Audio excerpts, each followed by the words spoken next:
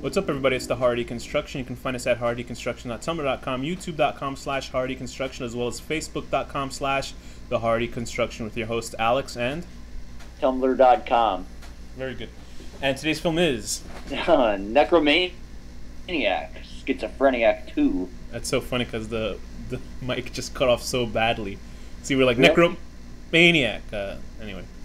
So, Necromaniac, Schizophreniac 2 is a 2003 film directed by... Ron Atkins. Am I right? Yes, Ron Atkins. I don't know what... You know what I keep thinking about? That doctor that created the Atkins diet? Oh, yeah. It's his son. We can legally say that, can't we?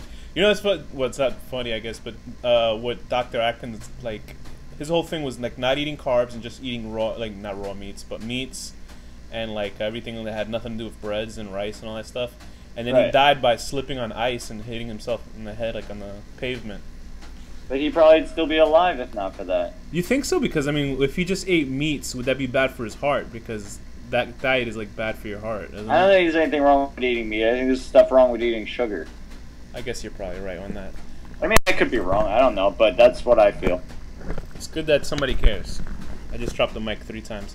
Okay, so let's get into Necromaniac, Schizophreniac 2, which is the sequel to Schizophreniac.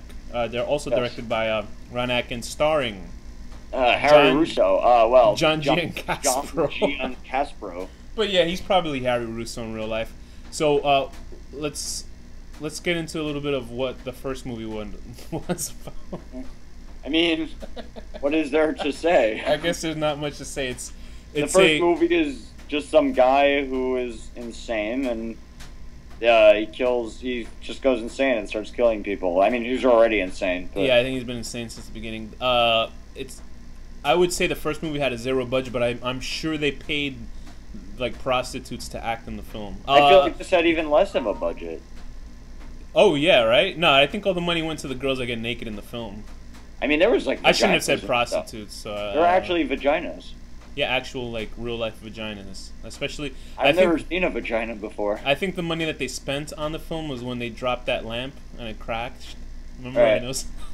They left it in the movie. Look what you did to the lamp! Anyway, so this sequel, Harry Russo, who's played geniusly by John Giancaspro, who's basically... He is the best actor in the world. He really is. He's better than Robert De Niro. Oh, come on. 50 Cent is better than Robert De Niro right now. Okay, so let's kind of get into what John Giancaspro, who plays Harry Russo, what is his character like? What does he do? Like, how does he act? He basically just has anyone ever seen Face Off? I'm sure listeners of this show do. The new season, there's this guy in the first episode.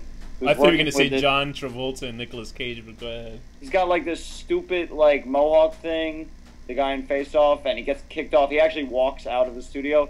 He's like that, but a serial killer. He's off the show, that guy? Yeah, he walked off the episode. Hey, I'm sorry if I ruined it for you guys. Yeah, it is a deconstruction, so we ruined things. But he's basically just like always angry and screaming and hyper. Like he's very manic. He's basically doing the shtick from Jerky Boys. Who's the character that he's playing? He's playing that the guy who's always saying Rubberneck and all that stuff. The guy is basically just playing that character in the film, but I don't care because he actually does it pretty funny. And he just has these weird mannerisms, and he's frantic and manic, and he's like... And he's even got a doll named Rubberneck.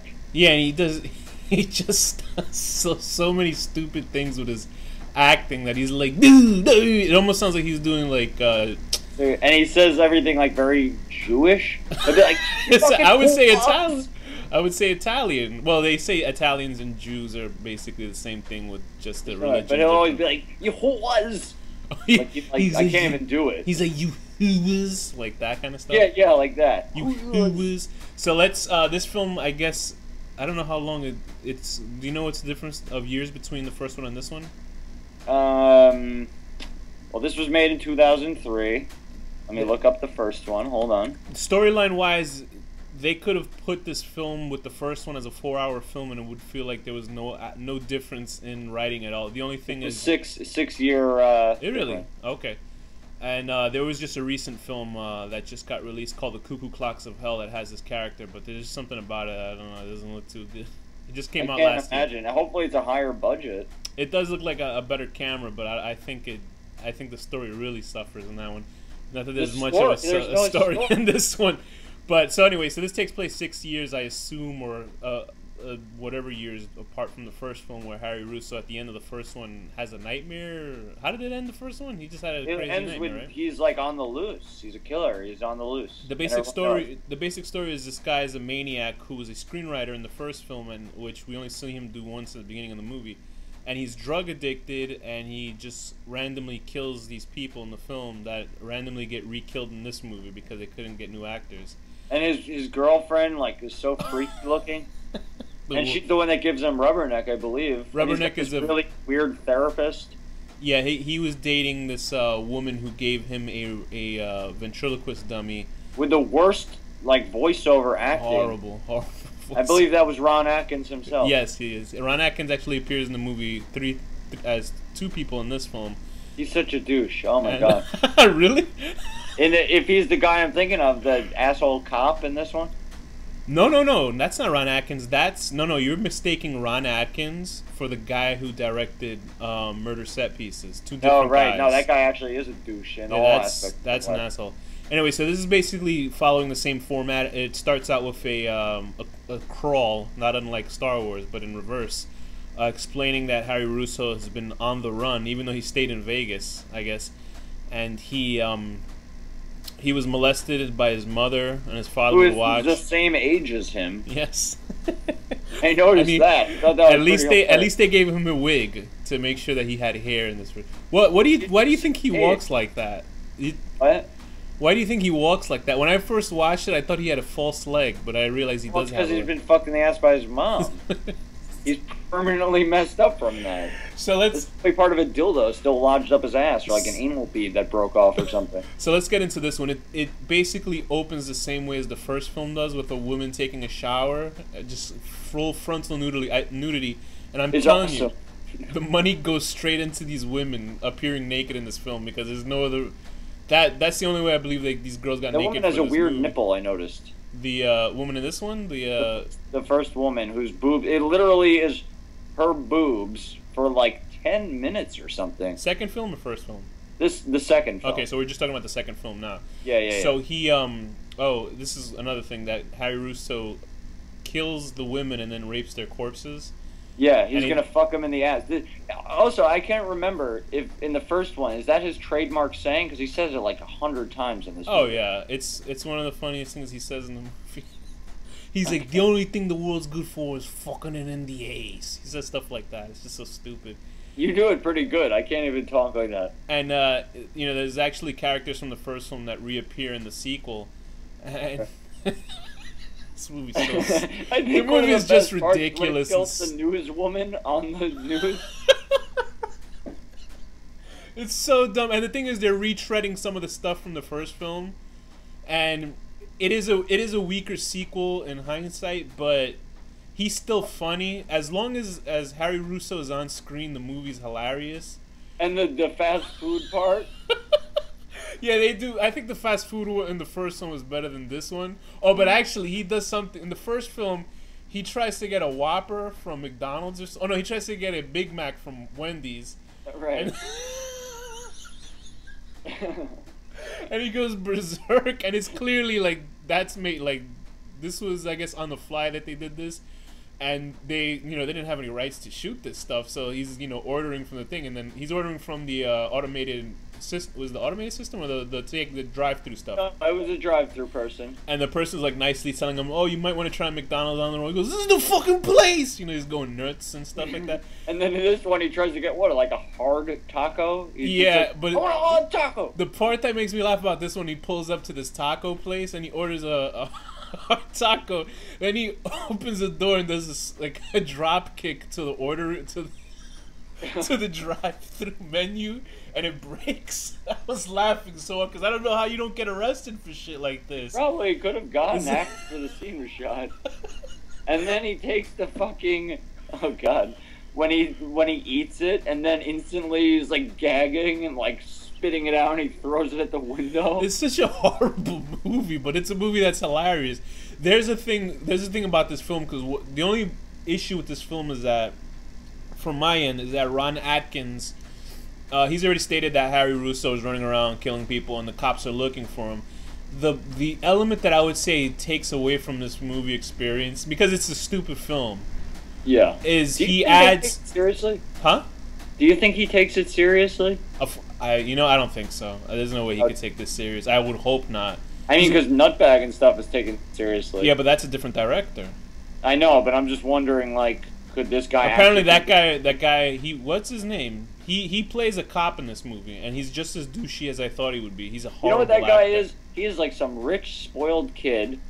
You could just tell, like... He actually was trying to sell off all the rights for his movie, so I don't know how rich he is. I don't know who would buy any of those shitty movies. Only child. The director of this movie that we absolutely loathe, called Murder Set Pieces, acts in this film, and for some reason, it's a good reason, I don't remember his name.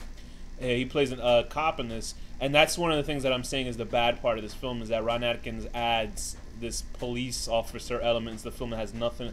There's no point to have the film besides padding the time up. Yeah, and seriously, if you were in real world and you talk to the chief of police and you work for the chief of police and you're calling him like a nigger and all these things, you would totally be fired. Yeah, they use the N-word very sparingly in this film for some reason. I think and then in the third film, they make it a point to use that word every other 3 seconds. And it's a little bit too much. I'm not like oversensitive guy about racism and all that stuff, but it just seems like I don't want Harry to be racist though. Yeah, he's like, stop trying to be so shocking, because it's okay if he can, rape and kill women after they're dead. Actually, every class is, I think what it is, maybe we're all over PC'd, and the N-word is like the holy grail of saying, shit, because he says shit about everybody in this movie. He does stuff about Jews, gay people, Spanish people. Yeah, finally the Jews get some time on film, right? Mm-hmm. So the film starts out with him raping and murdering this big boob porn. I assume she's a porn actress. I don't want to get sued. And cuts to the opening credits, and goes to him. I gotta say, they're pretty creative with his makeup and his wigs, because he really is a lunatic, because he paints his face and he wears these long black wigs, and he's at some grave. Just looking at, I'm watching the movie while we're reviewing this, and it's so absolutely stupid. Yeah. Because he's at a grave yelling at his mother's tombstone. His mother is literally the same age as him when she's raping him. Yeah, basically. I think her name is Janet Russo, 1943 to 1980. So I assume she died in the 80s and he's still around. And I don't know why her grave is in the middle of the desert, and it's on top of some dry palms. It's really horrible. It's so cheap. You can tell they spent the money on that too, those special effects. But, Ron Atkins was Jesus. Yeah. That's why he plays two people in this. He plays Jesus, and he also plays a guy that tries to sell the stereo equipment. Or whatever. Oh no, the camera. And he was in the first one too. I don't know if he got killed in the first one as well. I don't think he was the guy that got stabbed in the dick, but he was in the first one for sure. But the characters that return from the first film is the black guy. I forgot his name. He didn't die in the first one, so he's in here. The old lady, his accomplice. The old lady that he was nice to in the first one is in here, and then something bad happens to her. But let me. I usually don't play shit from movies anymore, but let's hear some of this fine acting from him as he gets raped by his mom. This is when no. Yeah. Here we go, Harry. No. Tell mommy how you like it. Come on. No. No! Don't You fucking bitch! You ain't gonna get away with this! No! His wig falls off while that scene happens. Oh God, this movie's hilarious. I felt friends with John Giancaspro. I felt lukewarm about it when I saw it again, but watching it again is pretty funny. It's just a stupid movie. The whole movie, like seriously, 50% of the movie is just like close-ups of him screaming with like weird negative filters on and stuff like that. I think the movie was trying to get a little bit more artsy-fartsy. I know it has to be funny because there's no way this shit can be taken seriously. Yeah. But I think he was trying to get a little artistic with this movie. Because the reason why I know it was funny because on the first time when Harry Russo's yelling at the takeout place, you can hear the director laughing while he's doing his shtick. In this one, you don't really see that. You see him trying to do like artsy scenes and scenes go negative and inverted colors and stuff like that. But the whole movie rests on John Giancaspro. Like he's a gift to the films. I swear to you, he is. He is just amazing. Because his. I mean, he could seriously win an Oscar. Because it's bad acting that's so bad that it's great. Do you know what I mean? It is like because he's not even acting. He's just he takes bad acting to like a new level or something. Yeah, like it's. And I wish I saw him in more films. And it's weird because his wife and kid are in the first film. Like I think he tries to kill him in a movie theater or something like that. Okay. Does that happen in the first film? Right? Was it the movie theater massacre? I'm not sure. I don't know if that happened in this one or the first. I don't remember. Oh no, actually, he goes into a bathroom and he attacks his wife and kid. And I don't know. It's been that long. I guess it's only been then I wonder like how, unless that was his sister and his niece. I don't know, but it was like, because like who puts up with him like raping these women on film and stuff like that. Anyway, and but you know it's funny. This movie is so low budget. I think we could play the things without getting sued because they use so much other shit. Let's see. Yeah. I mean, if they could break a Wendy's sign. Yeah. Here's a scene where he drives up to, he's driving in the desert and he tries to give one of his giant monologues. And Jesus Christ comes and attacks him. He just flips out over the stupidest shit. It's jaw-dropping how good this is. Go! Who the fuck do you think you're fucking with? I'm Harry Russo! Who the fuck are you? God! I'll fuck you in your ass, God! Come on! What the fuck do you want from me? You know what the fuck I did? You know what the fuck I've been? Come on! Yeah! Anyway, so that scene is followed by him getting his ass kicked by a bad acting Ron Atkins who's dressed up as Jesus Christ. The film really should just be the Jesus character. Yeah, but it was good, but it was just some bad acting. Anybody who's Harry Russo's a bad actor, but then when there's real bad actors come on scene, then you're like, yeesh. It's almost like who's an actor that's like not an actor, but their charm makes them so like that likable. Stupid guy from Day of the Dead. Don't tell me Nick Cannon. Nick Cannon? Yeah. I guess so. Yeah, he's not a really good actor. Oof, he's really bad. Anyway, but then this movie's pretty offensive towards lesbians because there's a lot of the offensive terms for lesbians are in this film because there's whatever happens to them at the end. I guess they die. Yeah, they die. Of course they he skull fucks one of the girls to. Yeah, he does. I was kind of hoping one of them would get away, and I was kind of thinking, wouldn't it be cool if one of them became his accomplice? But I was thinking way more like it's a real movie. You truly believe in love, don't you? But there's these two girls that need a ride to New York City from Vegas, and they happen to get into They kind of deserve it. Why would they get in the fucking car with this guy? He's out of his mind. It's clear.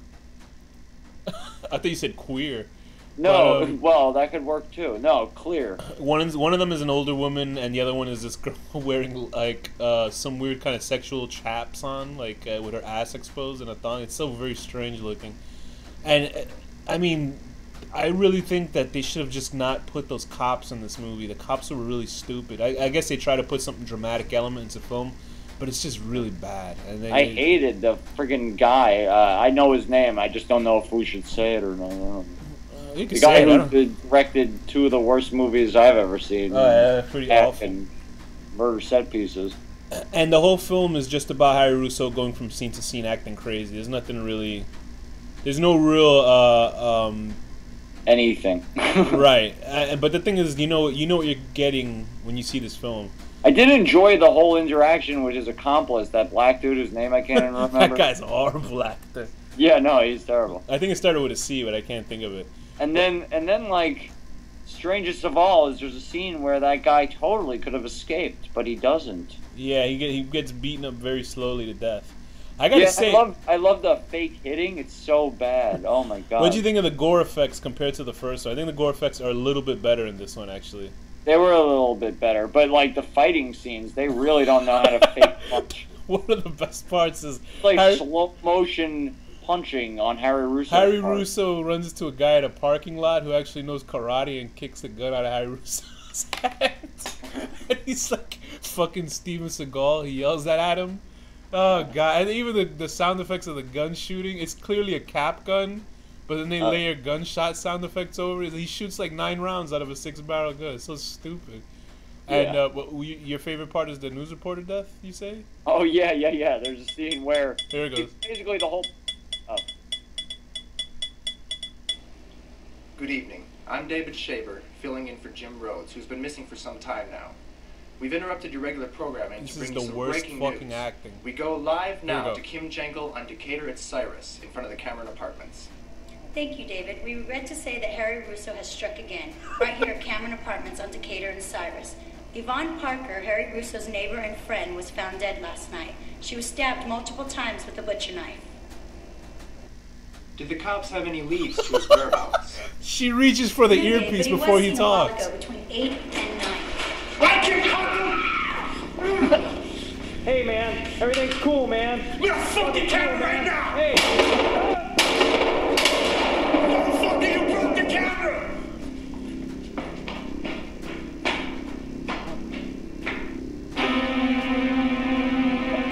That music happens every time somebody dies. I know I'm not for you, Dave, you fuck! Oh boy. Every time it's just the same music, like the same synth. Yeah, it's the same one synth beat. There's a... It's so awful. But it's he awful. He runs down and slits her throat on the news. It's so funny. And then the cameraman just stands there recording him while he's yelling at him. It's so bad. It's such a fucking bad movie. But a great bad movie. I think if you guys listen to the our podcast and understand our kind of stupid humor, that you would enjoy this. But like just the opening scene enough when he attacks the first naked lady. It cuts back to, I guess this is them trying to grow as a director, a flashback of why he steals this old lady's clothes to trick the woman to get into her apartment. He ends up killing this old woman from the first film, and he's raping her body, and that's not funny. The funny visual is that that's funny. He actually has his testicles flopping out when he's it's when I saw that, I could not stop laughing for like a half an hour straight at how stupid it looked. There's just this guy. Yeah, there's a lot of penises. Yeah, there's a lot. I mean, for the amount where they have the naked girls, there's a lot of penis and him trying to. He is actually tugging his wiener in the movie, but thankfully it's never erect, so it's not like you're watching gay porn or something like that. But it's heinous stuff for a guy to see another guy's junk, especially this guy has a monster dong, so it's pretty think frightening. Hilarious, and his balls flopping around as he's fucking the old lady. That was so funny. And you see her body jiggling. It's so funny. It's so funny because you can tell the first part he was on top of her, but then the parts where his testicles are hanging out, he's fucking a dummy, obviously. Because I guess, that would be crossing the line for the old lady actress. I don't even know how Ron Atkins just tucks these people in. So there's like, I don't get it. You know what I mean? He doesn't tell them what the movie's about. But obviously the scenes that they're in, you know what I mean? They would know what's happening in the scene. Like, what is he saying? He's trying to resuscitate her or something? I gotta say the director of... Is it a script, or is it literally just like, okay, be stupid? I think it's like Curb Your Enthusiasm, where he just says, okay, this is what happens in the scene. Let's just get from point A to point B.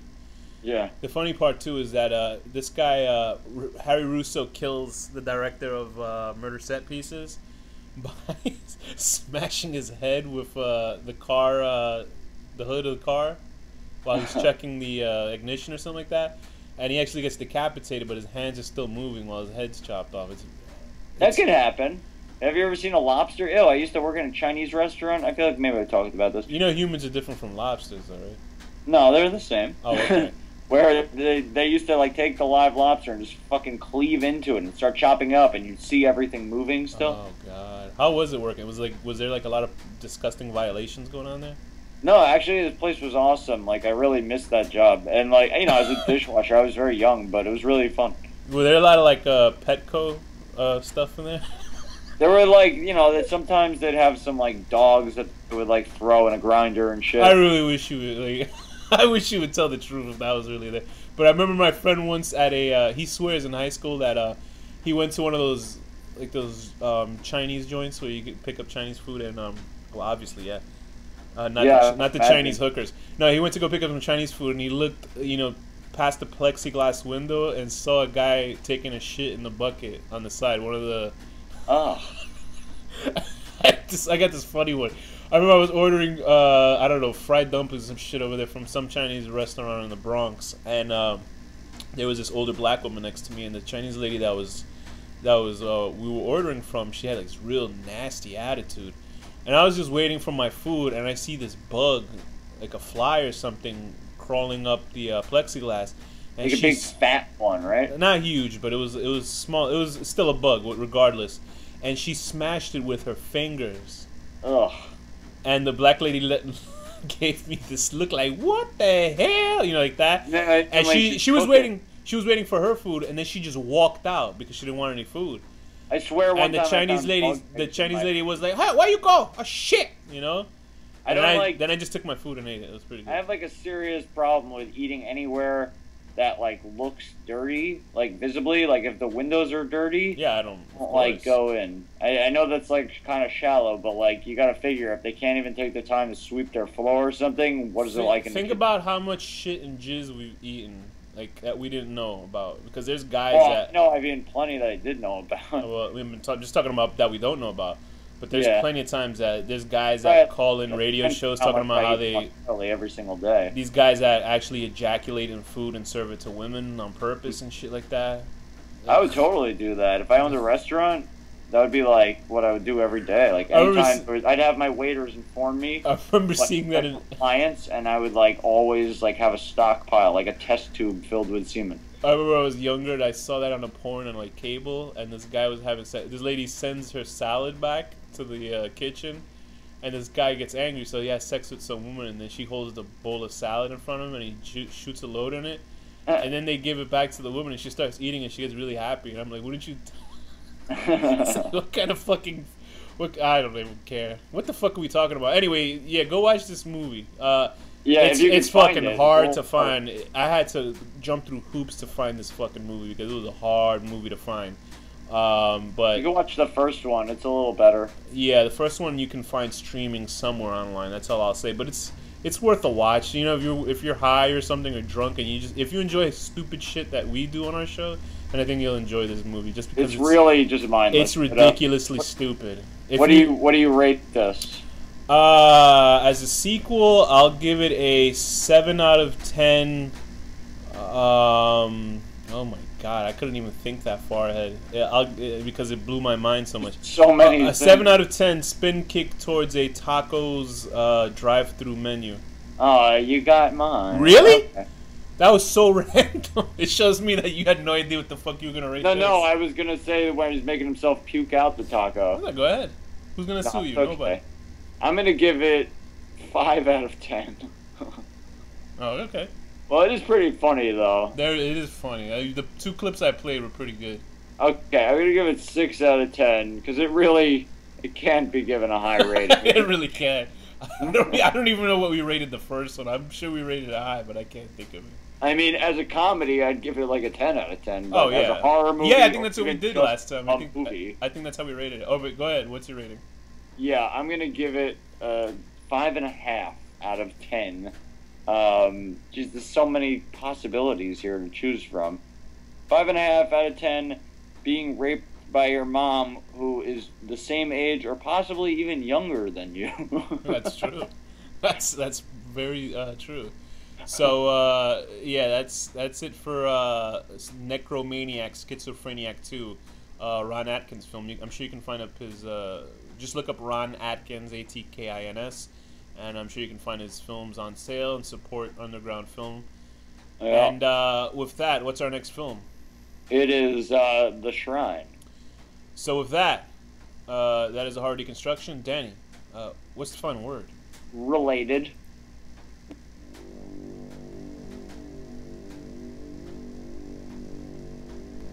The horror deconstruction.